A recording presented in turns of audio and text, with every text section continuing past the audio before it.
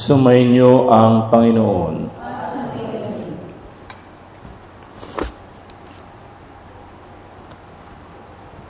Ang mabuting balita ng Panginoon ayon kay San Lucas.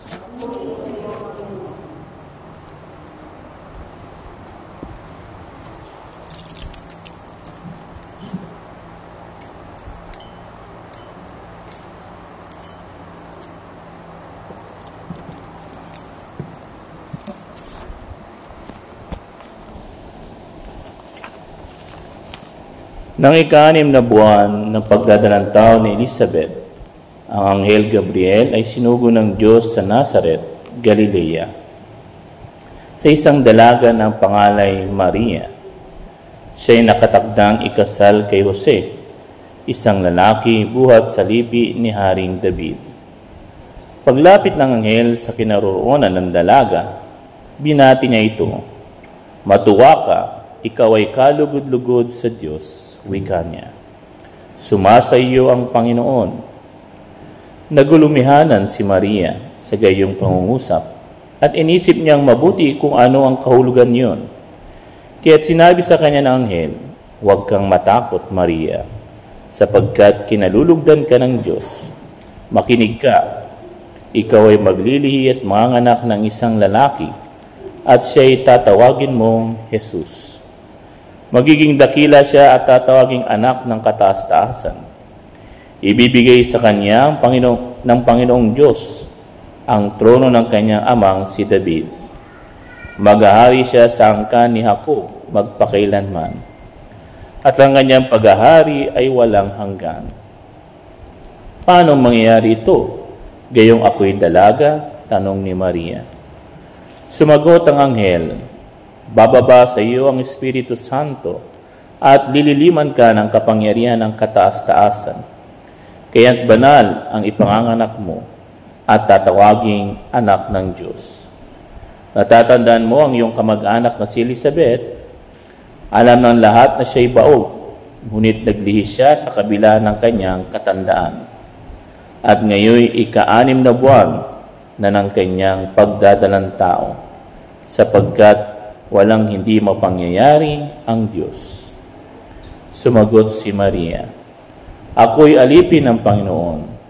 Mangyari sa akin ang iyong sinabi." At nilisan siya ng anghel. Ang mabuting balita ng Panginoon.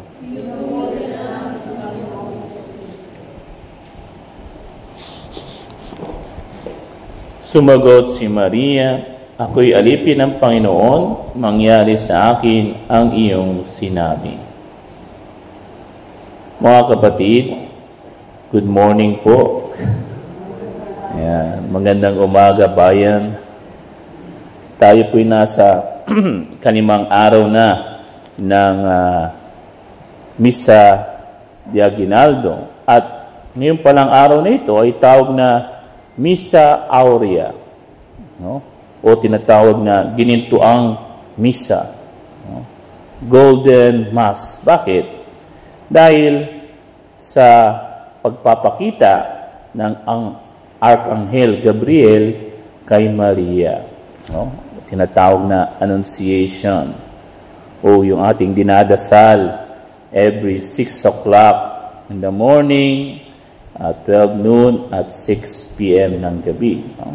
Yung Angelus. At alam niyo po, napaka-importante ng ginawa ng ating mahal na Birheng Maria, no? Taliwas doon sa kanta ni Frank Sinatra. Siguro yung iba sa inyo kilala si Frank Sinatra, no? Yung iba sa inyo kumakanta sa videoke, no? Ano yung kanta niya? Yung My Way, no? Ang ganda na kanta, pero no, magandang pakinggan, pero sa bandang huli, ano sabi doon sa kanta? I did it my way. No? I did it my way. At yan yung ating pagtutuunan ng pansin, no? Yung kalooban natin at kalooban ng Diyos, no? Minsan nagtutugma pero minsan hindi nagtutugma. No? May isang magandang istorya, ewan ko na sabi ko na sa inyo, pero siguro ulitin ko na lang. No? Mayroong isang famosong doktor sa cancer, Dr. Mark, kalimutan ko yung apelyido. Siya ay papunta sa isang napakahalagang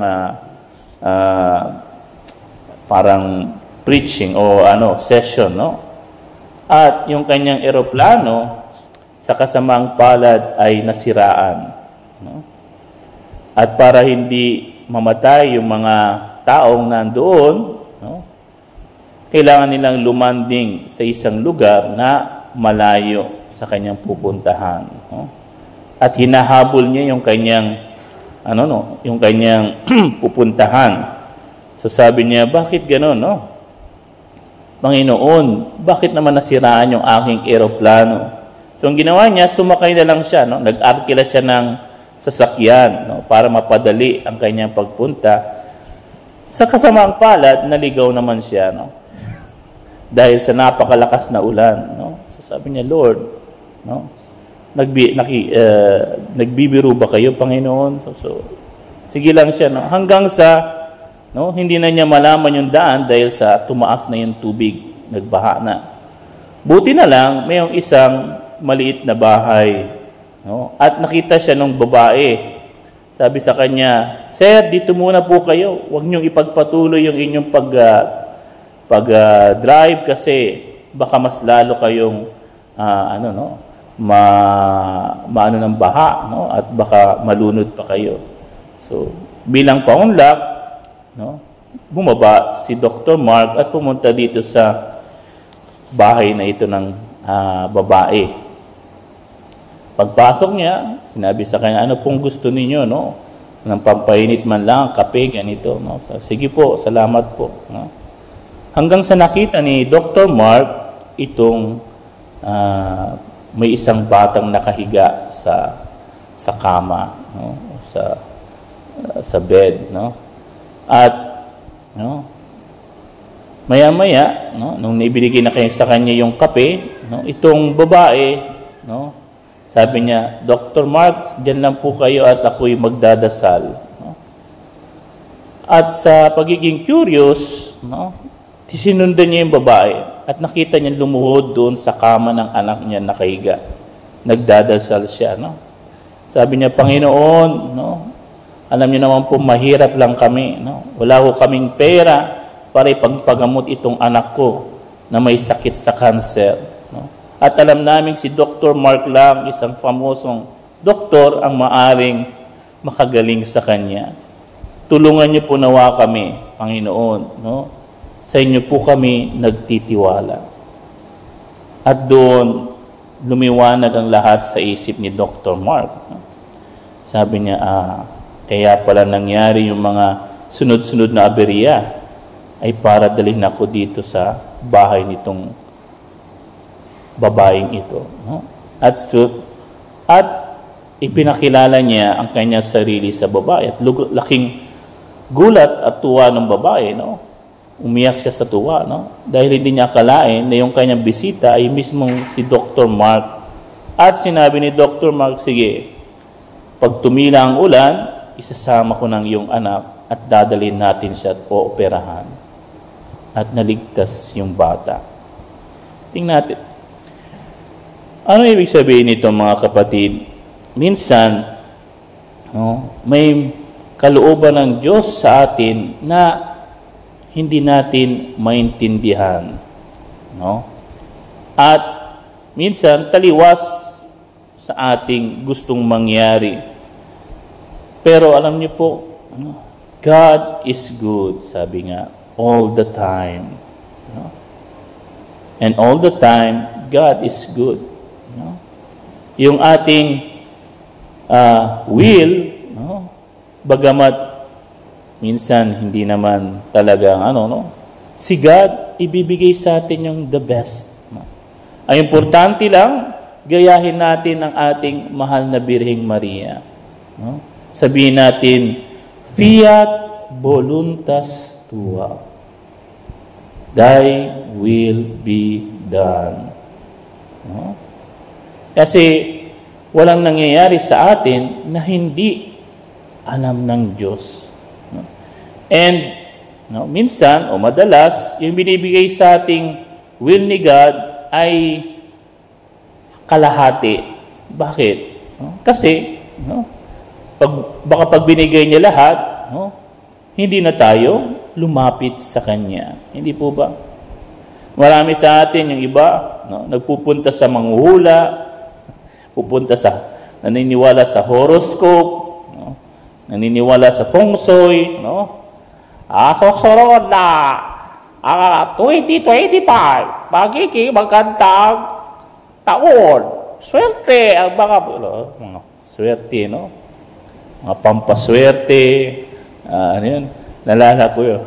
May nakita ko yung video nung 2019 ba to? 2020, Yung may isang, di ko nasabihin yung pangalan, kilala niya siguro, yung isang inchik na nag-aano sa TV, 2020, maganda, swerte. Dumating yung COVID, patay. Nagkaroon ng COVID, asa na yung swerte? So, wag po tayong maniniwala sa mga mga superstition para yumaman, Iba naglalagay pa ng pusa na One time, meron pa yung kalbo na mataba. Naalala ko yung isang pari namin, Sa Italy yata yun, Na nag-bless siya ng bahay. Na-curious siya kasi bakit sa tabi ng Sacred Heart, merong kalbo, mataba. So sabi niya, Ma'am, ano po yung kalbo na yun na na matabak tabi ng ng Sacred Heart? Ang sabi na sa kanya, ang palusot sa kanya nung may-ari ng bahay, yan po, yan yung lolo ni Jesus. Lolo daw ni Jesus yung kalbo. Ay, tingnan niyo po, kung bakit hindi dapat tayo maniwala sa mga ganyan. Dapat magtiwala tayo. Ang importante, sabihin natin sa Panginoon, yes, Lord. Ano man ang hingin sa atin ng Diyos, katulad kay Maria, sabihin natin, yes, Lord. Susundin ko. Bagamat mahirap, bagamat masakit, basta binigay sa'yo ng Panginoon, tanggapin mo. Huwag mong gayahin si April Boy. Sabi niya, di ko kayang tanggapin. Huwag. Sabihin mo, Lord, I trust in you. Ang maganda lang gawin mo, katulad ng ginawa ng ating mahal na Birhen, nagtanong siya, paano mangyayari ito? Yun. Kaya tayo nagdadasal, para sabihin natin, Lord, paano bang mangyayari? Turuan mo nga ako anong dapat kong gawin. Yes, ako sa inyong gusto, pero tulungan niyo ako, paano ko ba gawin ang inyong kalooban? Yun ang the best. Kaya nga, di po ba, merong malaking pagkakaiba sa ginawa ni Zacarias at ni Maria. Si Zacarias naging pipi. Bakit? Imbis na sumunod siya, nagduda siya. Nalala niyo? Para bang kinwestiyon niya yung mangyayari sa kanyang asawang si Elizabeth. Si Mama Mary hindi. Kabaliktaran. Si Mama Mary, yes kagad ang sagot niya at gusto niyang malaman kung paano niya mas mabuting magagawa ang kalooban ng Diyos. Sana ganun din tayo. Bagamat minsan madilim, yung ating tinatahak na landas, magtiwala tayo sa Panginoon. Sabihin natin, Lord, paano ko ba magagawa ang iyong kalooban? Kaya tayo nagdadasal. Remember, hindi tayo nagdadasal para baguhin ang kalooban ng Diyos. Tandaan niyo yan, Nagdadasal tayo para yung kalooban ng Diyos at kalooban natin ay maging isa. Maging maging karapat-dapat sa atin yung kalooban ng Diyos. Kaya nga, bawat misa, dinadasal natin yung Ama namin. At sa Ama namin, anong sinasabi natin? Anong sinasabi natin sa dasal ng Ama namin? Ha? Kita nyo, hindi kayo nagdadasal. Ano sabi sa dasal sa Ama namin? Sundin ang loob mo. Hindi sinabing, sundin ang loob niya. Sundin ang loob ni Lolo. Sundin ang lolo. No. Sundin ang loob ko. Kundi, sundin ang loob mo. Thy will be done. Yan ang sikreto para tayo maging masaya. No? Para hindi tayo nakasimangot. No? Isang ano natin ay, sundin ang loob mo, Panginoon. Kaya nga, no, ngayong Misa Aurea, no, o ginito ang Misa, nawaingin natin sa mahal na Birheng Maria na gayahin natin siya. Bigyan tayo ng grasya na gayahin natin ang kanyang pagsunod sa kalooban ng Diyos. Praise be Jesus and Mary.